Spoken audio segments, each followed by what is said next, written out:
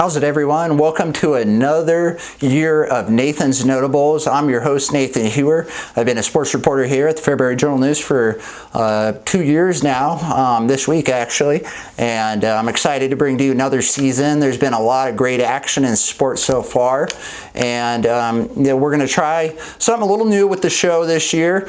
We're going to start off with Athletes of the Week. We're going to go top 5 performances and then 3 contests to look forward to. Trying to keep it all under 5 minutes. Keep it short, keep it sweet, inform you, and I always encourage you to go back to our print edition, as that's what will give you the details, the stats. You want to know how many yards this person had in a game?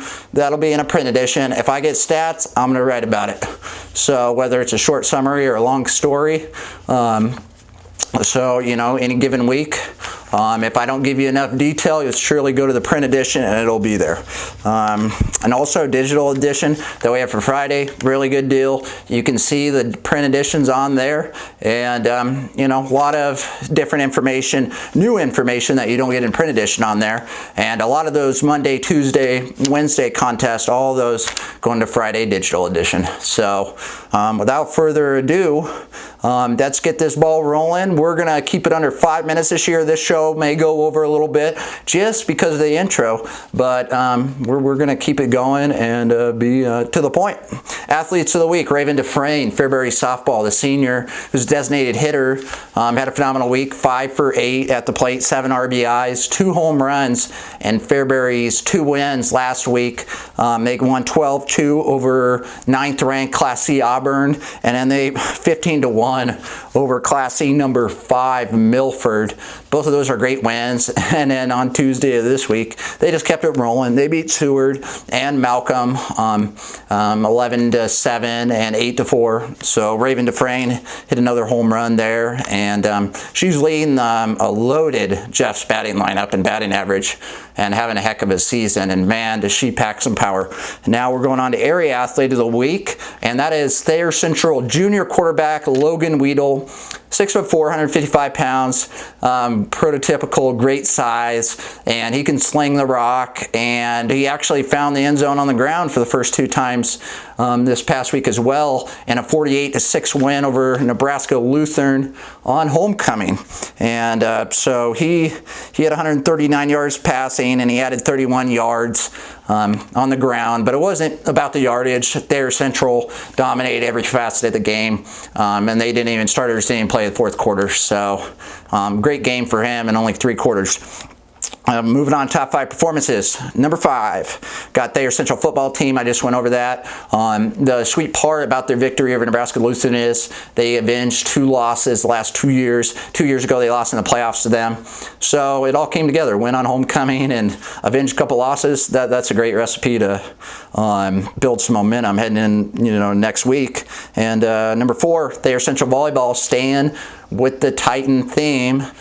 Cody Dunlap got the volleyball team 8-0. They're undefeated once again. They started the season last year, in case you forgot, 15-0. Now they're 8-0 again. And they got Jessa Weedle, the sophomore setter, who started as a freshman last year. And then Chloe Sourdykes, their go-to outside hitter, and Sydney Hovell, the ever so reliable libero. Those are the 3 starters returning from last year. They lost like 5-6 seniors. She's clearly a great coach, a great developer, and showing that only in her 2nd year as a head coach, so long ways to go, but great things from her so far and her team. Lauren Patton is at number 3, Fairbury's girls golf. She's Fairbury's number 1 golfer almost the whole season, pretty much. She scored a career low 18-hole score of 103 at the Fairbury Invite on this Monday. And that was good enough to place her in 10th and get her a medal, her 2nd medal of the season. Number 2, Fairbury softball extended their win streak to 7, all over ranked teams. And the triangular wins, as I mentioned, during Raven Dufresne's Athlete of the Week. That team's fun to watch. They'll give you high blood pressure because they always fall down. Well, I shouldn't say always. Most of the time fall behind early, and then they always come back in the end. I'm sure that's tough on the coaches, but at the same time, man, you got to love those comeback victories. Hastings St. Cecilia comeback comes to mind, down 8 runs, and then they win 14-12. That was that's the epitome of their season so far. 14-3, ranked number 1 by Journal Star and World Herald. There doesn't get much better than Fairbury softball. And Diller Odell volleyball is number 1 for me. They defeated Meridian in the Umedecus Division A semis on Tuesday. That was a matchup I was very much looking forward to, since Meridian blew Blue Hill, the defending state champs, in C2 out of the water to start the season. Meridian is ranked 8th in D1. Diller Odell's number 1. Diller Odell really took it to him that first set, 25-8, 25-9, and it was a little shell shock going on for Meridian. Their youngsters feeling the nerves a little bit, fair to say. And even Bob Van Westen admitted that to me after the game, Meridian's head coach. Now, as far as Diller Odell goes, second set, 25-23, came away with a victory, but man, they faced some adversity first time in the season. Candace Jurgens actually thought that was mostly a good thing for her team, as they've been putting away every team. They've won all 23 sets they've been in this year. I'd like to see how long that undefeated streak can go. Maybe longer than Thayer Central's 15. They're right now, Diller Odell, I believe they're 10-0. Umedecus Championship Thursday night, and look forward to seeing how that one comes out. I'll be there, and look on our Facebook page for some photos, and in our Wednesday print edition for the story. And 3 contests to look forward to. We got number 3, Fairbury softball at the Creed Invite. Always very competitive. I want to see if Fairbury can get Creed back. I know coaches and programs, they mirror each other a little bit. There's some chemistry, there's some friendliness. But at the end of the day, when you step on the field, you got to get her done. Creed's number 2 in Class B. They're undefeated, 17-0 or something, I think. And I would love to see Fairbury get that win, but we'll find that out not this Saturday, the following. Number 2, Fairbury volleyball invite. Fairbury volleyball is 2-7 before tonight's game with Crete, but they're young, they're developing, they're getting in their rhythm. I'm going to like to see what the second half of the season holds for them. At the Fairbury invite, they'll get a chance to have revenge against Auburn if they meet up in the same pool or if they cross over. As a 6-team tournament, I believe you have 2 pools of 3. Top team in each pool play each other first, second team in each pool for third team in each pool for 5th. So that's on Saturday, the 47 and 89 gym.